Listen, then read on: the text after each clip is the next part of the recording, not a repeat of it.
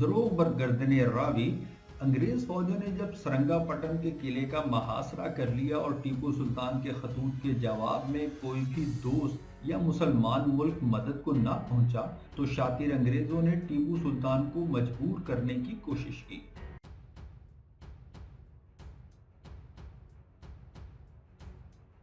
शेर मैसूर टीपू सुल्तान और अंग्रेज हुकूमत के दरमियान तजवीज़ करदा मुआहिदा, जो कि कंपनी के नुमाइंदे लॉर्ड वेलेस्ले ने पेश किया, उसकी चंद शराइत थी जो कि रियासत मैसूर की खुद मुख्तारी और खुददारी पर ज़र्ब के मुतरादिफ थीं।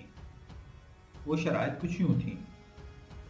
पहली शर्त, रियासत मैसूर अंग्रेज हुकूमत की मर्जी के बगैर किसी दूसरी रियासत से खारजा ताल्लुकात कायम नहीं कर सकती, यानी ना तिजारत और ना ही सुलह व जंग वगैरह।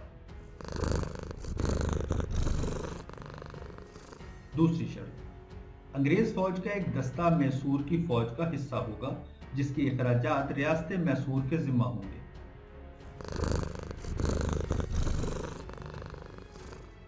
तीसरी शर्त, रियासत मैसूर में एक अंग्रेज रेजिडेंट होगा, यानी तमाम मामूलात उसकी नजर से गुजरेंगे।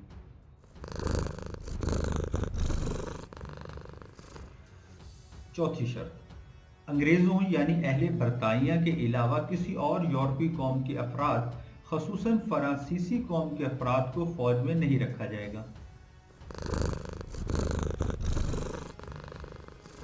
पांचवी शर्त, कंपनी रियासत मैसूर के अंदरूनी मामलात में दखल नहीं देगी।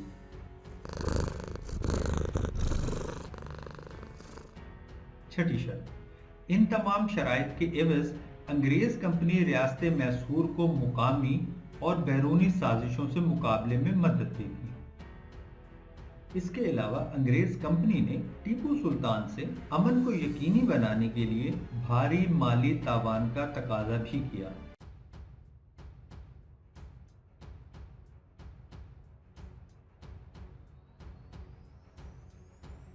शेर मैसूर टीपू सुल्तान ने अंग्रेज हुकूमत की शराइत मानने से इनकार कर दिया। नतीजतन अंग्रेज फौजों ने रियासत मैसूर के दारुल हुकूमत सरंगापटम का मुहासरा करते हुए गद्दारों को साथ मिलाया और टीपू सुल्तान पर जंग मुसल्लत कर दी।